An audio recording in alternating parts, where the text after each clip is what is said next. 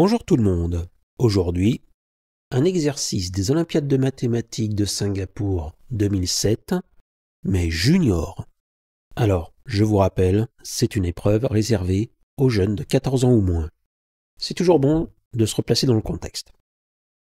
Si n est un entier positif et d, le PGCD de n au carré plus 1 et n plus 1 au carré plus 1, trouvez toutes les valeurs possibles de d. On va déjà prendre quelques petites valeurs pour voir comment ça se passe. Pour n est égal à 1, eh bien 1 au carré plus 1, 2, et 1 plus 1 au carré plus 1, 5. Donc le PGCD, plus grand commun diviseur des deux, vaut 1. Si n est égal à 2, 2 au carré plus 1, 5, 2 plus 1 au carré plus 1, 10. Ça implique que le PGCD est égal à 5. Première chose, déjà, il n'y a pas uniquement des cas où les entiers sont premiers entre eux. Mais combien de PGCD différents va-t-on avoir? Pour le savoir, passons à l'étude du cas général.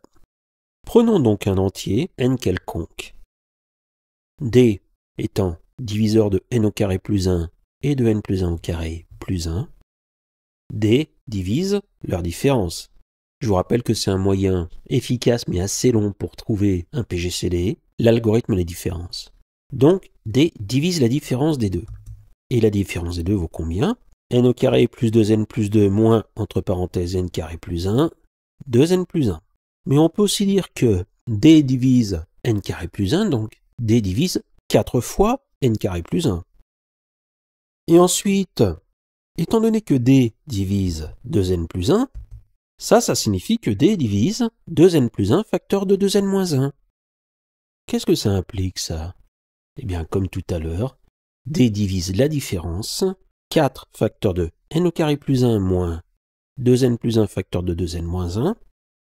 D divise donc 4n au carré plus 4 moins 4n au carré moins, entre parenthèses, 4n au carré moins 1, c'est-à-dire 4n au carré plus 4 moins 4n au carré plus 1.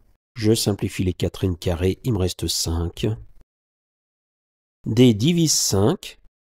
Conclusion, D est égal à 1 ou D est égal à 5.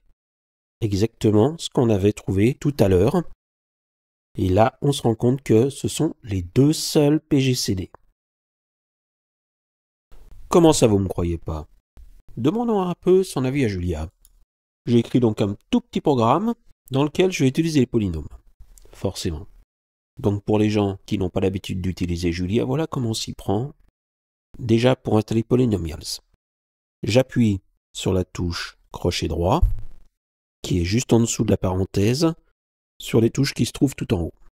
Je vois apparaître en fait que là j'ai la version 1.11 de Julia, et que je suis, on va dire, dans la section Package.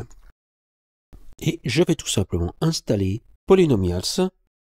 Donc je marque Add Polynomials. Comme moi il est déjà installé, bien sûr ça marque No Change. Et je reviens à la section Package. Pour en sortir, rien de plus simple, j'utilise la touche Annuler. Et je vois réapparaître l'invite normale. Donc, j'utilise Polynomials. Et je crée deux polynômes pour l'instant. P2, qui est donné par ses coefficients 1, 0, 1, qui signifie que c'est le polynôme 1 plus x au carré. Puis, le polynôme Q, qui a comme coefficient 1, 1, c'est-à-dire que c'est le polynôme 1 plus x. Et je compose Q avec P2.